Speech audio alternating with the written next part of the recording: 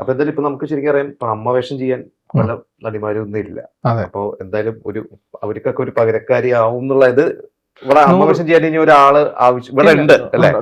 തീർച്ചയായിട്ടും എന്റെ അടുക്കൽ ഒരാള് ഒരു ചോദ്യം, ഒരാളെ ഇന്നൊരു വേഷത്തിലേക്ക് ആരെ കാസ്റ്റ് ചെയ്യണമെന്ന് ചോദിച്ചു കഴിഞ്ഞാൽ ഞാൻ സ്വാഭാവികമായിട്ടും ഞാൻ ആദ്യം അമ്മയുടെ പേരെ പറയത്തുള്ളൂ. അമ്മ അവൈലബിൾ ആണെങ്കിൽ അതെ അതെ ഞാൻ അങ്ങനെ ചെയ്തുള്ളൂ. കാരണം അങ്ങനെ ശുപാർശ ചെയ്യപ്പെടാൻ പറ്റുന്ന മികച്ച നടി മാത്രമാണോ അമ്മ ചെയ്യുന്നത്? അല്ല, അമ്മ വേഷങ്ങൾ ചെയ്യാനാണ് ആളില്ലാത്തത് ഏറ്റവും കൂടുതൽ. നമ്മുടെ പഴയ ആൾ പറഞ്ഞില്ല. പറഞ്ഞതിന്റെ പറഞ്ഞു കഴിഞ്ഞാല് അമ്മ കഥാപാത്രം അത്രയും സേഫ് ആണെന്ന് അതുപോലെ തന്നെ ഏത് കഥാപാത്രവും വിശ്വസിച്ച് ഏൽപ്പിക്കാം. അങ്ങനെ ഒരു കോൺഫിഡൻസ് ഉണ്ട്, അങ്ങനെ ഇതുണ്ട്. എല്ലാ ക്യാരക്ടറും ചെയ്യാൻ ഇനി ഒന്നുമില്ല. ഇപ്പൊ ആരുടെ അമ്മയായി ശരിക്കും? എത്ര ബേസിലിന്റെ അമ്മയുടെ നമ്മൾ കണ്ടു, ആരുടെ ബേസിലിന്റെ അമ്മയായി? ധ്യാൻ ശ്രീനിവാസന്റെ അമ്മ കേക്കില്ല രാജ്യത്ത് ഞങ്ങൾ രണ്ടുകൂടെ ചെയ്തു. ഇപ്പൊ ഒരു തമിഴ് ചെയ്തു, പകുതിയായി. ഇനി ആന്ധ്രാപ്രദേശത്ത് പോകണം അതിന്റെ ഒറ്റ ദിവസത്തെ ഷൂട്ടിന്. എല്ലാരും അങ്ങോട്ട് വിളിച്ചു. അമ്മയല്ലാതെയും കുറെ പേരുടെ നല്ല നന്നായിട്ട്. ആരുടെ കൂടെ ചെയ്യാൻ പെട്ടെന്ന് ഇനി ഏറ്റവും കൂടുതൽ ഇങ്ങനെ താല്പര്യപ്പെട്ട് നിൽക്കുന്നത് ആരുടെ കൂടെ അഭിനയിക്കാനാണ്? ആരോ ഇന്നവരെന്നുണ്ടോ? അല്ല, എല്ലാവർക്കും ചാൻസ് കൊടുത്തല്ലേ ഇന്ന് എത്തി നിൽക്കുന്ന വലിയ സ്ഥാനത്ത് നിൽക്കുന്നവരെല്ലാം. അതേപോലെ വരാൻ എത്രയോ നല്ല നല്ല ആർട്ടിസ്റ്റുകളുണ്ട്, അവരും വരണ്ടേ? അല്ല, ഇപ്പൊ എനിക്ക് ഭയങ്കര ഇതുണ്ട്. കഴിഞ്ഞ ദിവസം മമ്മൂക്ക വന്നു, എല്ലാ സിനിമയും ഞാൻ കാണുന്നുണ്ട്, നല്ല അഭിനയാട്ടോ, അഭിനന്ദനങ്ങൾ. പോരെ, അവാർഡല്ലേ? അഭിനയിച്ചിട്ടില്ലല്ലോ, നമുക്കിടെ കൂടെ അഭിനയിച്ചിട്ടില്ലല്ലോ. ഇല്ല ചെയ്യണം എന്നാഗ്രഹമുണ്ട്. ഇപ്പൊ ജഗദീഷായി, നമ്മുടെ ഇന്ദ്രൻ ഷായി, സോഫി തിലകനായി, ജോമോനായി, പിന്നെ ബേസലായി, ഇനിയിപ്പം പൃഥ്വിരാജിന്റെ അമ്മയാണ് അടുത്തത്. ഞങ്ങൾ രണ്ട് പടം ഇപ്പൊ ചെയ്തല്ലോ. അതുകൂടാതെ ഇന്ന് അമ്മയായിട്ട് ഇനി സന്തോഷ് ട്രോഫിയില് ധ്യാൻ ശ്രീനിവാസന്റെ കൂടെ അമ്മയായിരിക്കണമെന്നാണ് എൻ്റെ ഒരു ഉദ്ദേശം. കാഞ്ചിമാല എന്ന പ്രധാന കഥാപാത്രങ്ങളിൽ ഒന്നെന്നാ എന്നെയും ഇട്ടേക്കുന്നത്. അപ്പോൾ അതാ ഇനി കിട്ടിയാൽ ചെയ്യാം എന്നുള്ള ഒരു കോൺഫിഡൻസ് ഉണ്ട്. തരണം. പ്രൊഡ്യൂസേഴ്സ് ആയാലും ഡയറക്ടേഴ്സ് ആയാലും എനിക്ക് വ്യത്യസ്ത ക്യാരക്ടർ, അമ്മ മാത്രമല്ല, വ്യത്യസ്ത ക്യാരക്ടർ തന്ന് എന്നെ എൻ്റെ ഉപജീവന മാർഗം തന്നെയാണ് എനിക്ക്. നമുക്ക് കാരണം മോഹമില്ല. 50 വർഷം എന്ന് പറഞ്ഞാൽ സൈഡ് ക്യാരക്ടർ ഒന്നും ചെയ്തിട്ടില്ല.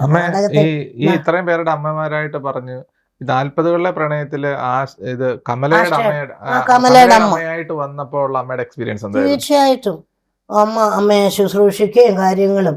പക്ഷെ ഇതൊന്നും അല്ല, അതിന്റെ നേരെ സംഭവം വേറെ. അത് കാണണം, കണ്ടങ്ങോട്ട് മനസ്സിലാക്ക്. ഇപ്പൊ പറയുന്നില്ല, കണ്ടോണം. അപ്പൊ എനിക്ക് തൃപ്തിയാണ് അത് ഇതിനകത്ത്. കാരണം ക്യാരക്ടർ നല്ല ഒരു കലാകാരനോ നല്ല ക്യാരക്ടർ കിട്ടി. ഇപ്പൊ തൂലികത്തുമ്പിലൂടെ എഴുതി വെക്കുക സൃഷ്ടിയാണ് ഏറ്റവും വലുത്. ഒരു നല്ല കുട്ടിയെ ജനിപ്പിച്ചു വെച്ചില്ലെങ്കിൽ അതുപോലെ തന്നെയാണ് തൂലിക. കഥാകൃത്തുക്കളുടെയും ഗാനരചയിതാക്കളുടെയും നോവലിസ്റ്റുകളുടെയും അനേക നാളത്തെ അവരുടെ ചിന്തയിലൂടെ ഉരുത്തിരിയുന്ന ആശയങ്ങളെ അവരുടെ തൂലികത്തുമ്പിലൂടെ അക്ഷരങ്ങളെ വാക്കുകളാക്കി, വാക്കുകളെ വാചകമാക്കി, കണ്ണികയാക്കി, കഥയാക്കി, പുസ്തകം പ്രിന്റ് ചെയ്ത് നമ്മളിലേക്ക് എത്തിക്കുന്നു. സാരാംശം മനസ്സിലാക്കി നന്മയെ വേർതിരിച്ചറിഞ്ഞ് നാം അറിവ് നേടുന്നു, അല്ലേ? അതാണ്. അപ്പോ സൃഷ്ടിയാണ് വലുത്. കഥാപാത്രം നമുക്ക് അഭിനയിക്കാൻ അറിഞ്ഞിട്ടൊന്നും കാര്യമില്ല. നല്ല കഥ കിട്ടിയില്ലെങ്കിൽ ഒരു സംവിധായകൻ അത് പറഞ്ഞു കൊടുക്കാൻ പറ്റുമോ? ഒരു കഥാപാത്രം നല്ലതല്ലെങ്കിൽ നമുക്ക് അഭിനയിക്കാൻ പറ്റുമോ? അപ്പൊ അതിനകത്ത് എഴുതി വെക്കുന്ന ആ രചയിതാവിൻ്റെ കയ്യിലാണ് അതിൻ്റെ മൂല്യം. അതുണ്ടെങ്കിലേ സംവിധായകനും സംഗീതമായാലും എല്ലാം കൂടെ ഉൾക്കൊള്ളിച്ച് നമുക്കൊരു നല്ല പ്രസന്റ് ചെയ്യാൻ പറ്റും ഒരു പടം. എല്ലാ പടങ്ങളും കിട്ടി എന്നെ ഇവിടെ എത്തിച്ചത് ജയഹേ എന്ന ദൈവം, ആ ടീമും എൻ്റെ വിപിൻദാസും എല്ലാം.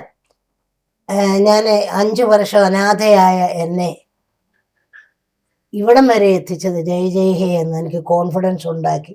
എന്നിലേക്ക് ജീവിതം ഉറച്ച് ഒരു കുന്തോ ഇനി എനിക്കില്ല. എൻ്റെ കലയാണ് എനിക്ക് വലുത്.